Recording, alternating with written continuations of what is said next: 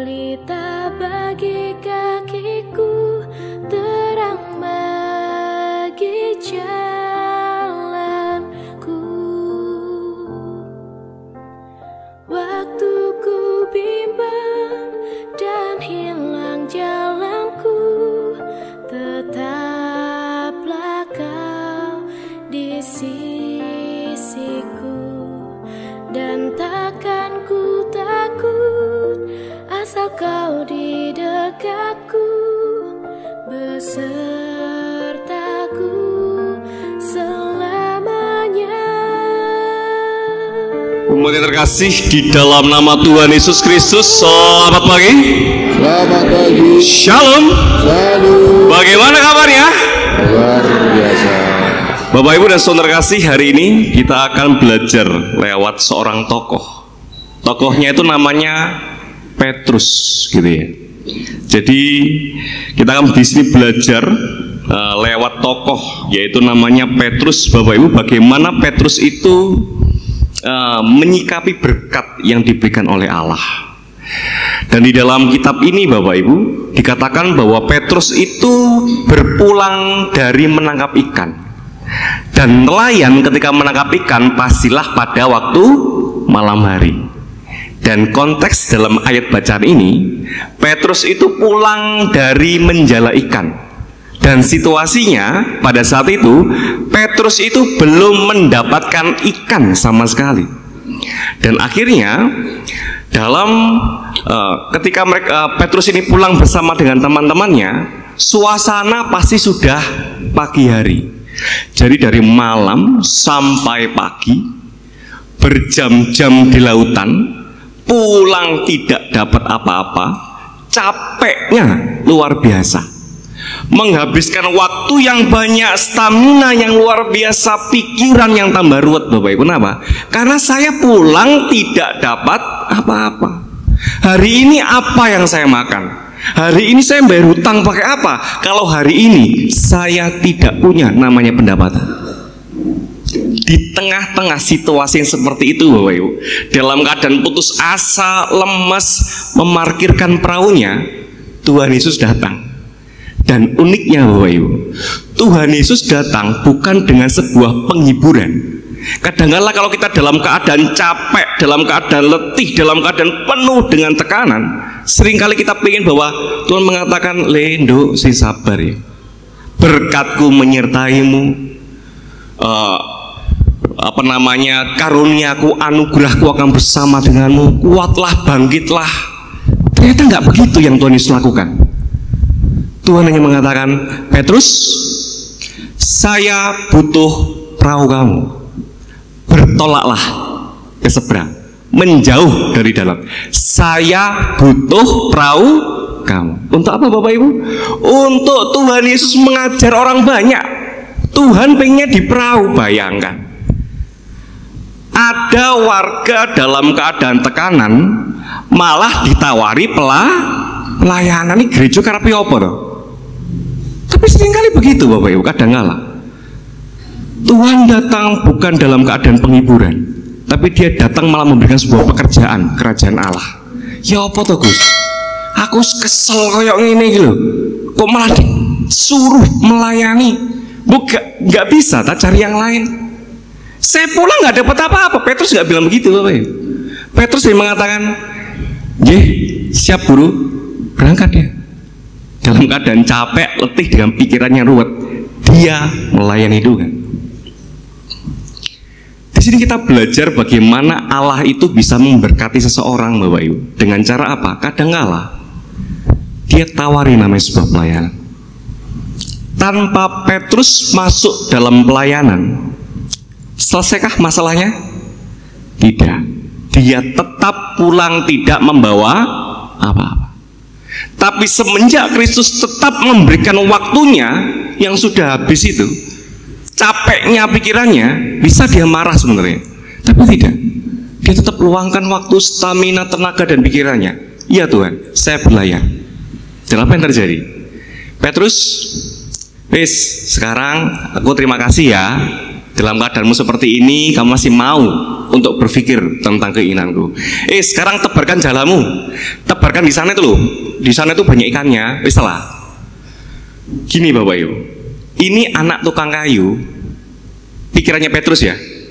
Tuhan Yesus ini kan lahir dari anak tukang kayu. Tukang kayu ngajarin nelayan cara untuk menangkap ikan. Nggak masuk akal Bapak Ibu. Nggak masuk akal. Kadangkala cara Tuhan itu nggak masuk akal. Tapi Petrus tidak pernah namanya itu membantah perkataan Tuhan. Mungkin dalam hatinya, aku ki iwak diajari berenang begitu. Aku tuh ikan tapi diajarin berenang. Saya ini nelayan kok kamu ngajarin aku gimana tuh? Tapi Petrus tidak begitu Bapak Ibu. Dia tetap ambil jalannya, dia tebar. Dan apa yang terjadi? Perahu itu penuh dengan ikan dan hampir tenggelam. Dia ngajak teman-temannya untuk datang pada dia. 2 perahu, dan 2 perahu itu juga penuh dengan ikan sampai tenggelam. Di sini kita belajar Bapak Ibu tentang sebuah ketaatan penting sekali. Yang pertama adalah bagaimana kita bisa membantu pekerjaan Allah. Dan yang kedua adalah ketaatan dalam kita mengikut Tuhan. Kalau Petrus dia itu tetap menyumbangkan waktunya, tapi dia tidak taat pada Tuhan. Tuhan mengatakan tebarkan jalanmu ke sana, mungkin dia protes, nggak mau Tuhan, nggak masuk akal. Masa saya harus mengampuni dia? Masa saya harus ibadah KRW? Kan ibadah minggu saja cukup gitu. Nggak kadang-kadang nggak masuk akal Bapak Ibu. Hanya hal seperti itu saja. Harusnya dia yang harus minta maaf sama saya. Harusnya dia ya begini, harusnya kan begini Tuhan. Kadang-kadang kita nggak masuk logika gitu firman Tuhan itu. Tapi kadang-kadang tebarkan jalanmu, ampuni dia, doakan dia, layani gerejamu, ampuni suamimu, layani istrimu, tetap sayangi anakmu. Kadang-kadang nggak logis Tuhan, tapi taatlah pada Tuhan. Dan di situ kita akan menuai banyak berkat yang luar biasa. Lalu setelah kita belajar bagaimana Tuhan memberkati murid-muridnya ataupun umat manusia dengan cara kita harus masuk dalam pekerjaan Tuhan suatu saat kadangkala. Jadi kadangkala berkat itu tidak diberikan langsung gitu aja. Tapi kadangkala mungkin harus dengan pekerjaan Tuhan. Dan kedua, taat pada firman-Nya. Dan setelah Petrus membawa berkat itu yang luar biasa, cerita ini nggak sampai situ aja Bapak Ibu. Dia pulang mendarat, lalu dia tersungkur. Maafkan saya melebihkan cerita. Tersungkurnya di kapal itu, dia tersungkur dan berkata, Tuhan, aku ini orang berdosa. Ada perubahan kata.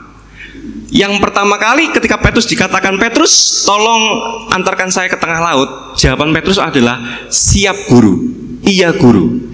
Tapi semenjak mendarat dan Petrus diberikan berkat Tuhan, apa yang terjadi? Kata guru berubah menjadi kata Tuhan. Seringkali Bapak Ibu dalam menyikapi berkat kita berbeda dengan Petrus. Kita itu maksudnya manusia pada rata-ratanya. Banyak kalau Petrus Bapak Ibu ketika dia diberkati Tuhan, berkat itu membuat Petrus semakin mengenal siapa Tuhan. Iya toh? Yang tadinya saya mengenal Yesus itu sebagai murid, sebagai guru, lama-lama oh iya, dia itu Tuhan. Tuhan, aku orang berdosa. Tapi banyak orang Bapak Ibu diberikan berkat Tuhan, bukannya semakin mengenal Tuhan, malah semakin jauh daripada Allah. Jangankan masuk dalam pelayanan, ke gereja pun semakin jauh. Ketika kita lupa Bapak Ibu, ada seorang warga, Tuhan kalau engkau memberkati warung saya, kau berkati anak saya untuk bisa masuk ke kuliah yang paling tinggi, kalau engkau berkati pekerjaan saya supaya naik jabatan, aku akan mengabdi kepadamu Tuhan. Aku akan semakin gigih untuk melayani Tuhan. Ketika semua itu diberikan oleh Tuhan, tidak bisa Tuhan, saya lagi sibuk saat ini, saya lagi ini dan itu Tuhan, maafkan saya Tuhan. Bahkan yang tadinya diewangi sampai doa, puasa, apapun ibadah dilakukan hanya untuk meminta seorang anak diberikan, pada akhirnya apa? Menolak sebuah pelayanan karena pengen ngomong anak. Tapi kalau mintanya luar biasa Bapak Ibu. Kita contoh Petrus. Petrus Bapak Ibu ketika diberkati oleh Tuhan, dia semakin mengenal Tuhan, dia tahu siapa Tuhan. Dia pengen belajar, ini orang siapa ini orang. Dia langsung begitu semangat Bapak Ibu. Dan yang kedua adalah Petrus Bapak Ibu mengatakan sebuah kalimat, Tuhan saya berdosa. Ketika dikasih berkat malah jawabannya apa? Saya itu orang berdosa Tuhan, menyingkirlah daripada aku. Mazmur juga mengatakan yang kita dengarkan tadi waktu dengan sebuah nyanyian. Seringkali kita mengagungkan karya Tuhan, tapi kita lupa untuk mengucap syukur kepada Tuhan. Karena apa? Berkat itu, karya Tuhan diberikan kepada kita dalam keadaan kita jatuh di dalam dosa. Petrus itu nggak sampai hati Bapak loh. Makanya ada sebuah nyanyian, siapakah aku ini Tuhan, ya toh? Saya itu siapa Tuhan? Kok berkati berkatnya seperti ini? Kita minta saja Bapak Ibu, kalau dikabulkan itu hal yang luar biasa. Kenapa? Kita tidak punya hak kewajiban untuk dikabulkan Bapak Ibu. Tapi ketika Tuhan mengabulkan, siapakah saya ini Tuhan? Kau berkati karir saya, Kau berkati anak saya, Engkau berkati keluarga saya, Engkau memberkati bisnis saya. Saya ini siapa Tuhan? Saya ini orang berdosa. Pengenalan Petrus lebih dalam, kerohanian Petrus semakin kuat. Seharusnya itu yang dihadapi oleh manusia ketika dia mendapatkan berkat. Dan yang ketiga adalah uniknya lagi Petrus, ayat 11. Dan sesudah mereka menghela perahu-perahunya ke darat, mereka pun meninggalkan segala sesuatu lalu mengikut Yesus. Ini yang terakhir. Bayangan, Petrus dapat berkat dan akhirnya dia meninggalkan semua berkat itu, lalu dia ngikut Tuhan. Ini kan unik sekali. Ini sama dengan sebuah cerita, ada orang Chinese gitu ya. Dia itu membuka warung namanya mie ayam. Suatu saat seorang pengemis itu lagi duduk di depan warung itu, di warungnya dia mie ayam itu, sambil menunggu dan lihatin mie ayam. Akhirnya si pasangan yang Chinese ini, suaminya berkata, Bu, kasihan itu kan Chinese Jawa ya, sakno kui anu pengemisnya, ayo dikasih mie ayam. Dikasih mie ayam Bapak. Istrinya membuatkan mie ayam, dikasih ke pengemisnya. Pas pengemisnya makan, akhirnya pengemis itu berubah Bapak, cues, menjadi seorang dewa yang bersinar dengan emas. Wah. Akhirnya dewa itu ngomong gini, hei kamu suami dan istri, kemari. Kamu itu hatimu luar biasa. Sekarang tak kasih satu permintaan, dua permintaan, karena kamu baik soalnya. Apa yang kamu kendaki aku perbuat bagimu. Wah, ini memutar otak kan suami istrinya. Saya pengen ini, harta saya bertambah. Tolong dewa. Oke, keluarkan seluruh perkakas dan barang-barang rumahmu, dikeluarkan semua Bapak. Sama dewa itu mengeluarkan sumpit Bapak. Sumpit sakti gitu ya. Dan sumpit ini tuh ketika dipukul ke barang-barang itu berubah jadi emas Bapak. Ting ting emas, ting emas. Sepatu dipukul jadi emas, semua dipukul jadi emas gitu ya. Takjub kan suami istri ini. Wih, ini sumpitnya luar biasa ini gitu ya. Terus sumpit aja bisa mengubah barang jadi emas. Permintaan yang kedua. Karena memang orang Chinese kan pinter bisnis Bapak Ibu. Wah, pinter sekali kan gitu. Dewa, satu lagi permintaan. Apa yang kamu minta?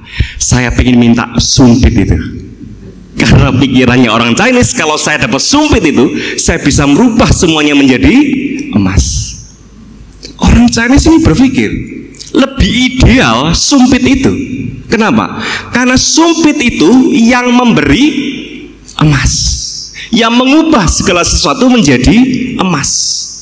Dia sudah tidak peduli Bapak Ibu pada barangnya yang menjadi emas. Matanya saat ini tertuju pada sumpit itu. Harusnya orang Kristen begitu seperti Petrus, bukan terpana dengan berkat, tapi mata kita kunaikan syukur padamu. Dalam nyanyian Mazmur tadi, ketika berkat kita luar biasa, Kita seharusnya introspeksi, siapakah aku ini Tuhan? Engkau memberikan pengabulan dalam doaku. Dan kedua adalah mata kita harus tertuju pada Tuhan. Jangan sampai berkat menjauhkan kita dari pekerjaan Tuhan atau mengenal Tuhan. Justru harus semakin dekat dalam pelayanan Tuhan dan membangun hubungan yang lebih dekat dengan Tuhan. Karena Allah sang pemberi berkat. Jangan sampai jenengan berkat jenengan dapat, sang pemberinya panjenengan tinggalkan, itu salah kaprah. Ketika berkat kita dapat, kita harus lihat siapa pemberi berkat. Dekatlah. Makanya Petrus, saya tinggalkan ini, ikan-ikan ini. Setelah selesai, saya tak ngikut dia, karena dia adalah sang pemberi berkat yang luar biasa. Tuhan Yesus menyertai panjenengan. Amin. Firman-Mu pelita bagi kakiku,